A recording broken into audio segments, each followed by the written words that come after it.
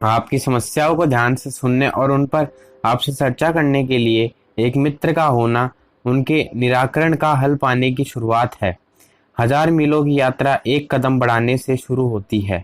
जब हमारे नकीट के व्यक्ति अपनी चिंताएं हमारे साथ साझा करते हैं, हम क्या कर सकते हैं? जब हैरी ने अपनी आंतरिक उथल पुथल के विषय में मुझे बताया तो मैं बहुत कुछ कर सकता था, लेकिन मुझे बख्शी के रूप में अपना प्रशिक्षण याद आ गया। हमारी मौन उपस्थिति लाखों खोखले शब्दों से अधिक दमदार हो सकती है। हम सबके पास दो कान और एक मुंह है। हम जितना सुनते हैं और जितना बोलते हैं उसका अनुपात सही होना चाहिए। लोग शायद ही कभी समस्या ठीक तरह से सुनी या समझी होगी, इससे पहले उसका सक्रिय समाधान चाहते हैं। मुझे वे शुरुआती दिन याद हैं जब लोग मुझे अपनी समस्याएं साझा करते थे। उन दिनों मैं अपने नए उद्देश्य की भावना से ओतप्रोत दुनिया को बचाने के लिए प्रतिबद्ध था। उत्सुक, जिज्ञासु और जोश भरा युवक ब्रह्मचारी अपनी अपरिकृतता के कारण समस्या का हल समझ आते ही मैं उस पर झपट पड़ता, बिना यह समझे कि लोग इससे मतलब नहीं कि आप क्या जानते हैं, जब तक कि वे यह नहीं समझ जाते कि आपको उनकी फिक्र है। असल में सभी समस्याओं का हल मानवीय स्थितियों से संबंधित होता है, जिससे जिनमें से चेतना और अनुकंपा को शायद ही कभी अलग किया जा सके। ध्यानपूर्वक सुनने का मनोभाव भी उतना ही अनिवार्य है जितना हल निकालना। इस बार मैं हैरी के साथ वही गलती नहीं दोहराना चाहता था। मैं खुश था क्योंकि हमारे आगे से ट्रैफिक खुलता जा रहा था और उसी तरह मेरे विचार भी। चुप्पी के कुछ क्षण बाद में बोला, हैरी, मुझे अफसोस है कि तुम ऐसे हालात से गुजर रहे हो। मुझ पर विश्वास करने के लिए और मुझे से हालात साझा करने के लिए धन्यवाद। अपनी समस्याओं को किसी के सामने कहकर क्या तुम हल्का नहीं महसूस कर रहे? क्या तुम्हें यह उम्मीद नहीं है कि अब सब बेहतर हो जाएगा? हैरी ने मेरी और असहमति के साथ देखा। मैं इस गुत्थी से बाहर निकलना चाहता हूँ, लेकिन मुझे बिना अपना जीवन पूरी तरह बर्बाद किए कोई रास्ता नजर नहीं आता। मैं लगभग 40 वर्ष का होने जा रहा हूँ, लेकिन कोई भी बड़ा परिवर्तन लाने के लिए देरी हो चुकी है। मैं अब क्या करूँ? मैं अब क्या करूँ? 4 ऐसे शब्द हैं जिसने कोई भी जीवन पर उत्कृष्ट गणना करेगा। मैंने सोचा इसका कारण यह है कि इनके द्वारा दी गई कोई भी सीधी सलाह जादू मान ली जाएगी और समझा जाएगा कि चूंकि ऐसा और गोपाल दास ने कहा था, अगर उसका अनुपालन कर लिया जाए तो गारंटेड परिणाम मिलेगा। लेकिन ऐसा नहीं है। भेड़ों की तरह किया गया अनुकरण भटकाव की ओर ले ही जाएगा। जीवन में क्या करना है इसका निर्धारण उसी तरह से होता है जैसे हम किसी मॉल में शॉपिंग करते हैं। सेल्स असिस्टेंट हमें सभी उपलब्ध उत्पाद दिखाता है, उनके गुण और कमियां बताता है, लेकिन अंत में चयन करना तो हमारा ही काम होता है। इसलिए अंतिम निर्णय हमारा ही दायित्व है। मैं तुम्हारे गुरु नहीं हूँ, तुम्हारा मित्र हूँ, मैंने जोर देकर कहा। हमें स्वयं ही अपने निर्णय ले लेने चाहिए। मैं अपनी सामर्थ्य में ही तुम्हारी सहायता कर सकता हूँ। न तो मैं पूरी तरह से सब कुछ जानता हूँ, न जानने का दावा करता हूँ, लेकिन दुनिया भर में हजारों लोगों का मित्र होने के अनुभव से कह सकता हूँ कि तुम अकेले नहीं हो। तुम सारे लोग तुम्हारे जैसे संघर्ष से गुजर रहे हैं। हैरी ने फिर से आह भरी, लेकिन इस बार यह राहत की सांस थी। जब हम अब भी मुंबई के ट्रैफिक में रेंग रहे थे, देख रहे थे कितने सारे लोग इस ट्रैफिक जाम में अटके हैं, मैंने पूछा, वे हम जैसे ही? वे अलग अलग कारों में हैं, लेकिन सब एक साथ अटके हैं। अपने आसपास देखो। एक बुजुर्ग टैक्सी चला आ रहा है जिसमें पीछे की सीट पर एक ब्रिटिश सैलानी बैठा है। वह टैक्सी ड्राइवर अपनी जगह पर बैठे हुए ही अपने रेडियो पर पुराने बॉलीवुड क्लासिक्स से चिपका है, और दूर वह रोल्स रॉयल्स वाला भी। हैरी ने अपनी कार से बेहतर एक कार को देखते ही मुंह बनाया। हम सब में 3 चीजें एक जैसी हैं। जब हम फंसे हुए हैं, हम सबको ये यात्रा पूरी करनी है और हम सबको गंतव्य तक पहुंचना है। अब सोचो कि यह ट्रैफिक जाम है ही नहीं, तब हम सब अपनी यात्रा शांति के साथ पूरी करने और अपने चयनित गंतव्य तक पहुंचने के लिए स्वतंत्र होंगे। इन सब बातों का मेरी स्थिति से क्या संबंध है? हैरी ने प्रतिवाद किया। हमारे मस्तिष्क के भीतर भी एक ट्रैफिक जाम है हैरी, और वह ट्रैफिक जाम हमसे प्रत्येक को हमारी वास्तविक क्षमता तक पहुंचाने से रोक रहा है। कल्पना करो यदि हम जान जाएं कि इस अवरोध को कैसे हटाना है, जो महत्वपूर्ण है उससे भटककर हमें असुरक्षा के धुएं के कारण खांसना नहीं पड़ेगा, हम पर कोई हॉर्न नहीं बजा रहा होगा और बहुत सारा ईंधन बचाकर हम जीने योग्य जी सकेंगे। हैरी की आंखों में अब आंसू नहीं थे, उसका ध्यान मेरी बातों पर था। मेरे मस्तिष्क के भीतर ट्रैफिक निकासी की प्रक्रिया 22 साल पहले प्रारंभ हुई। मेरी वजह से मेरे माता पिता को जो तकलीफ हुई उसके लिए मुझे खेद है। मैं ब्रह्मचारी बनने के लिए घर से भागा था और तब मैंने जीवन के पहियों के बारे में जाना।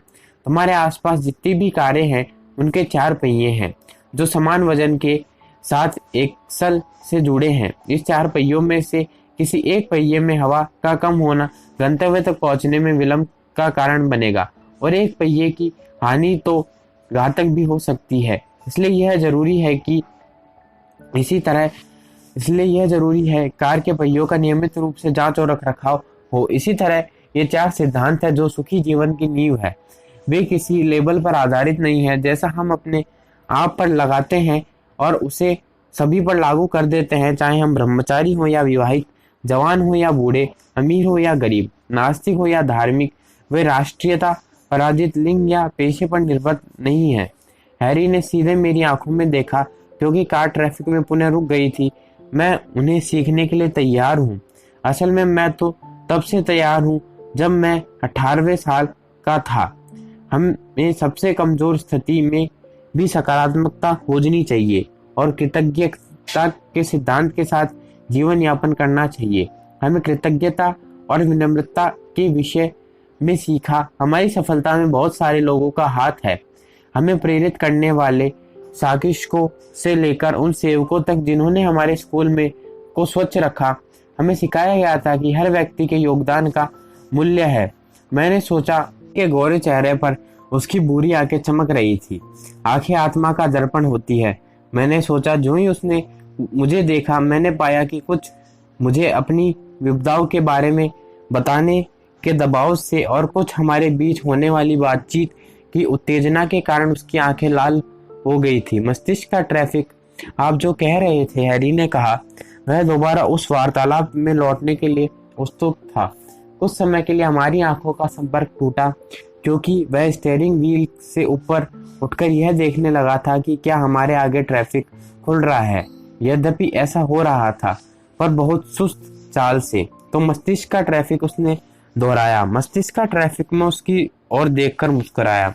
मस्तिष्क वह उपकरण है जिसके माध्यम से हम दुनिया का अनुभव करते हैं। हम चीजों को वैसे नहीं देखते जैसी वे हैं, तुम्हारे धूप के चश्मे की तरह। मैंने कार के डैशबोर्ड पर रखे उसके डिजाइनर चश्मे की ओर इशारा किया। जब तुम उसे पहन लेते हो और देखते हो तो दुनिया बदल जाती है। जो पहले चमकदार दिख रहा था अब नीरस और निर्जीव दिखने लगता है। तो चीजें अपने आप में नहीं बदलती, हमारी अनुभूति बदलती है। कार खड़ी थी और हैरी मेरे कथन पर विचार करते हुए अपने धूप वाले चश्मे को फ्रेम को उलट पुलट कर देख रहा था। लेकिन चीजें समय के साथ भी बदलती हैं और मेरी पत्नी पूरी तरह से अलग प्राणी बन गई है। सही है, समय की आंधी किसी के लिए नहीं ठहरती। हालात बदलते हैं, कभी अच्छे के लिए तो कभी बुरे के लिए, लेकिन हम किसी अनुभूति का चुनाव करते हैं। यह हम पर निर्भर करता है। यह निजी चुनाव होता है। हम किसी स्थिति में सकारात्मकता देखते हैं या नकारात्मकता। मैं उसकी उलझन समझ सकता था। चलो तुम्हें एक निजी उदाहरण देता हूँ, मैंने कहा और समझाया। सकारात्मक को देखिए। हम सब भिन्न भिन्न डिग्रियों पर उबाल खाते हैं। हमसे कुछ का स्वभाव भारत की ग्रीष्म ऋतु जैसा होता है, गर्म, चिपचिपा और आसानी से चिढ़ने वाला। फिर कुछ लोग बुरी बुरी आपदाओं में संतुलित रह लेते हैं। मुझे तो आजीवन सन्यासी होने के कारण अपनी भावनाओं को नियंत्रित करना सिखाया गया है, इसलिए मैं स्वाभाविक रूप से यही मानता रहा हूँ। मैं तो संतुलित दिमाग वाले वर्ग से हूँ। ऐसा उस दिन तक रहा जिस दिन मुझे एहसास हुआ कि मैं अभी तक वहां पहुंचा ही नहीं हूँ। अधिकांश लोगों के लिए आश्रम शब्द पहाड़ की तलहटी से एक रोमांचक मंदिर स्थल है जिसका एक कठिन सा नाम हो, लेकिन हमारा आश्रम ऐसा नहीं। हमारा आश्रम दक्षिण मुंबई में बरामदों का एक ऐसा संजाल है जो कभी सोता नहीं। एक साथ 100 से अधिक भिक्षुओं के रहने के कारण कभी तो यह भीड़ भरा लगने लगता है। कोई भी कल्पना कर सकता है कि सुबह दिन की शौचादि क्रियाओं के लिए हमने कितनी प्रतीक्षा करनी पड़ती होगी। 10 साल पुरानी बात है। एक दिन मैं अपने आध्यात्मिक गुरु राधानंद स्वामी के कक्ष तक आवेश में पहुंचा। हम भाग्यशाली हैं कि हमारे साथ आश्रम में ही रहते थे और हम आसानी से उनसे अपनी खुशियां या दुख बांटने के लिए उनके पास जा सकते हैं। क्या आपने कभी उनका कक्ष देखा है? वह असाधारण है। अगर आप सादगी की गंध उठाकर उसे खुशबू की तरह बेच सकते हो तो उनके कक्ष में ही मिलेगी। एक छोटा सा कमरा, आकार में मात्र 5 वर्ग मीटर, दीवार पर 2 यूट्यूब लाइटें जिनके प्रकाश के फर्श पर बिछी चटाइयां चमकती हैं। लगता है जैसे हम किसी ग्रामीण के घर में प्रवेश कर रहे हैं। कोई फर्नीचर नहीं है, बस एक छोटी सी मेज है जो जमीन से कुछ इंच ऊपर उठती है और वे वृद्ध आगंतुकों के लिए लकड़ी की एक कुर्सी, 2 दीवारों पर छत की ऊंचाई तक पुस्तकों की अलमारियां हैं जिनमें प्राचीन ज्ञान से भरी पुस्तकें और उन पर समकालीन शोध ग्रंथ साथ साथ लगते हैं। संगीत यंत्र, एक हारमोनियम और एक मृदंग ढोलक कमरे के केंद्र में के आगे रखे हैं और एक छोटी सी वेदी जिस पर उनके ध्यान संबंधी देवी देवताओं की प्रतिमाएं रखी हैं। यह सब बदल रहा है। मैं अपने गुरुजी के कक्ष का दरवाजा खटखटाते हुए हल्के से फुसफुसाया। भीतर आ जाओ, उन्होंने कहा। मैं अपना सिर झुकाए लकड़ी के दरवाजे से अंदर घुसा। राधानंद स्वामी अपनी असाधारण सी डेस्क के साथ जमीन पर पालाथी मारकर बैठे हुए थे और उनकी कमर सीधी थी। मैं जैसे ही पालथी मारकर उनके समक्ष बैठा, मैंने वही दोहराया जिसे पहले मैंने धीमे स्वर में कहा था। सब बदल रहा है। मैं इसे स्वीकार नहीं कर सकता था। मुझे यह बताना होगा। गौर गोपाल, उन्होंने अपने अमेरिकी उच्चारण में पूछा, जिसमें अब थोड़ी भारतीयता भी आ गई है। मुझे तीखी नजर से अपने पढ़ने वाले चश्मे के ऊपर से देखा। जिस पुस्तक को वे पढ़ रहे थे वे बेहद पुरातन लग रही थी। उन्होंने उसे बंद कर दिया। उन्होंने अपनी गोद में अपने हाथ रखे और अपनी मौलिक मुद्रा में लौट आए। अब उनका पूरा ध्यान मुझ पर केंद्रित था। यह मुझे बोलना आरंभ करने का संकेत था। मैं फट पड़ा। 45 मिनटों तक मैंने उन्हें गिन गिन कर वे सभी शिकायतें बताई जो मंदिर के प्रबंध और मेरे साथ बुरा व्यवहार करने वाले लोगों के प्रति मुझे थी। मैंने शिकायत की, यदि यह सब इसी तरह चलता रहा तो यह हमारे समुदाय को बर्बाद कर देगा। मुझे लग रहा था मानो ये स्वयंभू रक्षक हूँ जिसका कर्तव्य हमारे समाज में पनप रहे नकारात्मक तौर तरीकों को इंगित करना है। अगर हम इस विषय में कुछ नहीं करेंगे तो सब बर्बाद हो जाएगा, मैंने कहा। वे गंभीर मुद्रा में बैठे रहे। जब मैं शिकायत कर रहा था तब उन्होंने मुंह से एक शब्द भी नहीं निकाला था, परंतु बाद में उन्होंने सख्ती से कहा, तुम अपनी बातें कह चुके। मैंने हाँ भरते हुए हाँ कहा। हमारे समुदाय में बहुत सारी सकारात्मक चीजें हो रही है, उन्होंने कहा ना आरंभ किया। अगले 45 मिनटों में उन्होंने मेरे द्वारा व्यक्त एक भी शिकायत का जिक्र नहीं किया। मेरे चित्त को उठाने के लिए उन्होंने केवल सकारात्मक बातों पर ही ध्यान केंद्रित किया। मैं नहीं कहता कि ये कठिनाइयां नहीं है, लेकिन असल समस्या ये है कि जब मस्तिष्क पर नकारात्मक हावी हो जाती है तो हम न केवल अपने आसपास की सुंदर चीजों को देखना बंद कर देते हैं बल्कि समस्याओं से जूझने की शक्ति को भी खो देते हैं। हम अपने मस्तिष्क को सकारात्मकता पर केंद्रित रखने के लिए परिष्कृत करना तथा नकारात्मकता से निपटने के लिए समृद्ध करना होगा। उन्होंने फिर उतना ही समय मेरी समस्याओं के व्यवहारिक हल खोजने में लगाया और शीघ्रता से मुझे आदेश दिया कि अब मैं भोजनालय में जाकर सब भिक्षुओं के साथ बैठकर भोजन ग्रहण करूं। उन्होंने इस तथ्य को भी नजरअंदाज नहीं किया कि मेरी कुछ शिकायतें उचित थी। ऐसा नहीं था, मुझे जो समस्याएं थी वे वास्तविक नहीं थी।